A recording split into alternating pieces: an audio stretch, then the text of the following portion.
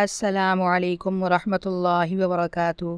دوستو، جیسے کہ کل ہم نے دیکھا کہ کس طرح کفار جو ہیں وہ حضرت طفیل بن عمر دوسی رضی اللہ تعالیٰ عنہ کو آپ علیہ الصلاۃ والسلام کے خلاف بھڑکا رہے ہیں۔ حضرت طفیل بن عمر آپ علیہ الصلاۃ والسلام کو کعبہ میں نماز پڑھتے ہوئے دیکھتے ہیں اور ان کے نزدیک آ جاتے ہیں تو ان کے درمیان کیا بات چیت ہوتی ہے، یہ سوچ کر میں وہیں رک گیا۔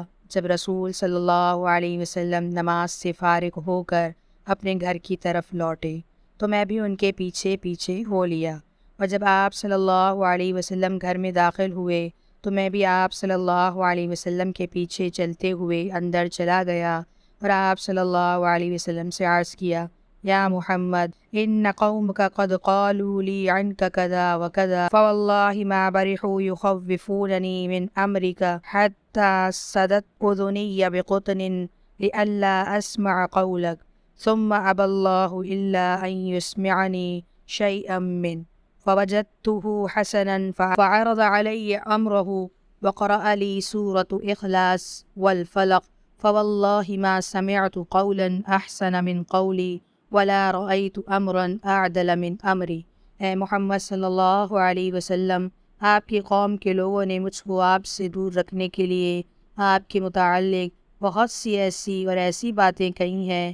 وہ مسلسل مجھ کو آپ کے دین سے ڈراتے رہے، حتیٰ کہ میں نے آپ کی باتیں نہ سننے کا پختہ ارادہ کر لیا اور روئی سے اپنے کان بند کر لیے تاکہ کہیں آپ کی کوئی بات میرے کانوں میں نہ پڑ جائے، لیکن یہ اللہ کی مرضی تھی کہ اس نے مجھے آپ کی باتیں سنائیں اور وہ مجھے بے حد پسند آئیں۔ آپ اپنا دین مجھے بتائیے۔ چنانچہ رسول اللہ صلی اللہ علیہ وسلم نے اپنی دعوت میرے سامنے پیش کی اور مجھے 2 صورتیں یعنی سورہ اخلاص اور سورہ فلق پڑھ کر سنائی۔ اللہ کی قسم، اس سے پہلے میں نے اس کلام سے بہتر کوئی کلام نہیں سنا تھا اور نہ اس سے بڑھ کر انصاف کی کوئی بات سنی تھی۔ میں نے اسی وقت اپنا ہاتھ آگے بڑھا دیا اور کلمہ شہادت پڑھ کر دائرہ اسلام میں داخل ہو گیا۔ پھر میں بہت دنوں تک مکے میں ٹھہرا رہا۔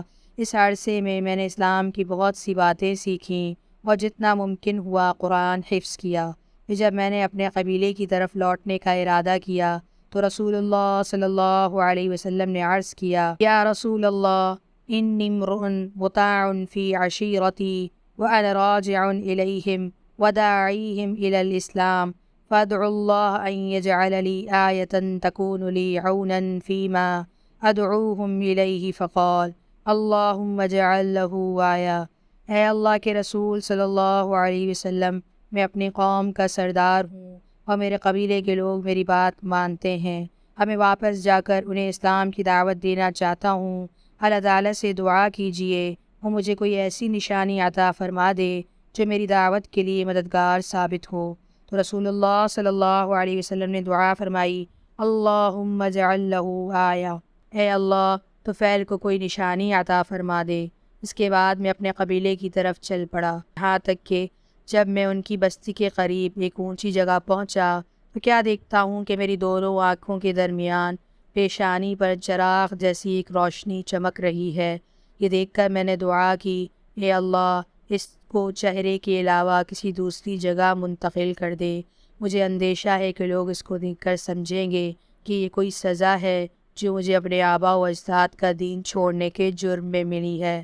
تب وہ روشنی وہاں سے منتقل ہو کر میری لاٹھی کے سرے پر آ گئی، اور جب میں پہاڑ کی بلندی سے نیچے اتر رہا تھا تو میری لاٹھی کے سرے پر چمکتی ہوئی وہ روشنی لوگوں کو ایک لٹکتے فانوس کی طرح نظر آ رہی تھی۔ پھر جب نیچے اتر کر میں اپنے قبیلے میں پہنچا تو میرے والد صاحب جو بہت ضعیف ہو چکے تھے میرے پاس آئے۔ میں نے ان سے کہا، ابا مجھ سے دور رہیے، اب آپ سے میرا کوئی تعلق نہیں رہا، نہ میں آپ کا ہوں نہ آپ میرے۔ والد صاحب نے کہا، بیٹے یہ تم کیا کہہ رہے ہو؟ میں نے جواب دیا، میں مسلمان ہو چکا ہوں اور میں نے محمد صلی اللہ علیہ وسلم کے دین کو قبول کر لیا ہے۔ انہوں نے فرمایا، بیٹے تم نے جو دین اختیار کیا ہے میں بھی اس کو اپناتا ہوں۔ میں نے عرض کیا، اچھا پھر آپ جا کر غسل کر لیجئے اور پاک کپڑے پہن لیجئے تاکہ میں آپ کو وہ دین سکھا دوں جس کو میں نے اختیار کیا ہے۔ پھر وہ اٹھے، جا کر غسل کیا اور اپنے کپڑے پاک کر کے میرے پاس آئے۔ میں نے ان کے سامنے اسلام کی دعوت پیش کی اور انہوں نے بخوشی سے قبول کر لیا۔ پھر میری بیوی میرے پاس آئی، میں نے اس سے کہا کہ مجھ سے دور رہو، اب میرا اور تمہارا کوئی تعلق نہیں۔ دوستو، آج کی ویڈیو بس یہی ختم کرتے ہیں، کل ہم جانیں گے کہ ان کی بیوی نے ان کی بات سن کر ان کو کیا جواب دیا۔ اگر آپ کو ویڈیو پسند آئی ہو تو اس کو لائک کر دیں اور شیئر کر دیں اور چینل کو سبسکرائب کر دیں۔ السلام علیکم ورحمۃ اللہ وبرکاتہ۔